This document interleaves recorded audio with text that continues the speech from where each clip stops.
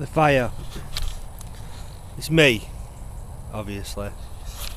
It's Mr. H quaffing, bacon on burn.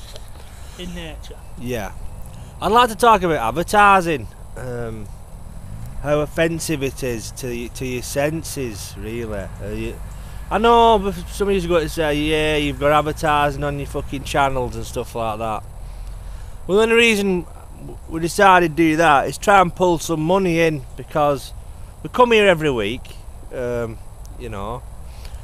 It costs us good, mate. About 20 quid a week we spend, really, all told. Batteries, food, whatnot. Sometimes we've occasionally bought kindling. Just so we only have a few adverts on. Try and pull money in. Now, because we don't get that many hits compared to some, we don't. But it's still there. Whatever fucking we make, we'll split it end at time and you know, buy a packet of Amber Leaf with it and a bottle of fucking Ace cider. But advertising in general, I think it was Bill Hicks. I don't know who it was. Some comedian said, "What right when you're walking along the streets have you got these people got to bombard you with this fucking shit they try to sell you? You know, every time you switch your television on, you're getting bombarded. When the adverts come on, the sound, they raise the volume, so you'll take notice of the adverts, and they're selling you a succession of shit that you don't need, the production of which is harmful to the planet. But you're bombarded with this stream and to your senses, and you know, we live in a society now where the fucking McDonald's symbol is more recognisable to most children than the crucifix, you know, because and have you any thoughts on this, sir? Well, they do subliminal messages, didn't they? They banned it in US. Well, yeah, and cinemas, didn't they? Yeah, where it'd just be like 1 second of a hamburger, a McDonald's hamburger. Yeah, you wouldn't see it. no, when running, your subconscious would pick it up. Yeah, you were right. They do bombard you with stuff. Yeah. I mean, I'd like to think I'm not susceptible to advertising, but I think we all are a little bit, aren't we? We all are. I mean, every now and then they'll get me with something, but it will be something I need, like a new fucking razor or something like that. You know, have you ever heard of a character called Edward Bernays? Yes, sir. Well, basically, the reason people eat fry-ups as a breakfast was Edward Bernays, really. He was the father of advertising and all that kind of... Basically, eggs were shit and bacon is cheap cuts of meat, so and they couldn't really get rid of them. And sausages and all of the shebang was all that. It's basically all crap on a plate. So they got it into the fucking psyche of people that this is what you eat for breakfast, and then they could sell the shit that wasn't selling, basically, you know. Full English.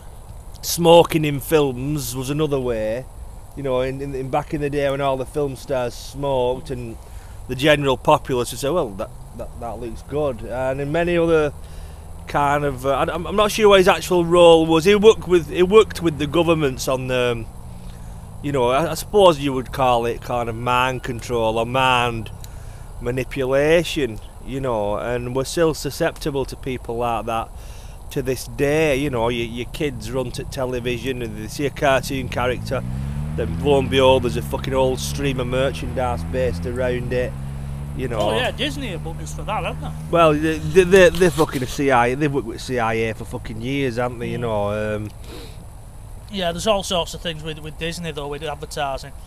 At one time, the reason this merchandise come out was because his films weren't selling. Is that right? Yeah. So what he did, he brought them out to fund the films so he could make them. Right.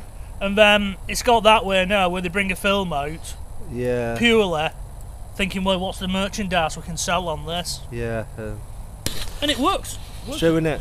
Funnily enough, next Christmas you'll be able to buy Mr. H and me action figures, and also fuck George Foreman and his grill. We're making a portable version of this that you'll be able to buy off JML and things like that. But it'll be a 3/4 size. Yeah, and it'll be made in Taiwan. You know, and for the extra package, we'll provide a psychotic cunt for kick it in. Yeah. You know, that an action, the action figure of that. You know, but that was basically my point. That advertising is offensive, and it goes back to like I said, I don't watch television. I mean, I'm only subjected to it now on YouTube, and I'm sorry, but we've subjected you to it too, which kind of, in essence, go against the grain. In essence, makes us hypocritical. But the reason we did it was to try and pull some money in, kind of thing, and not bombard your mind with even more. Well, I'll go shit. there and say, it's like, I've always believed this.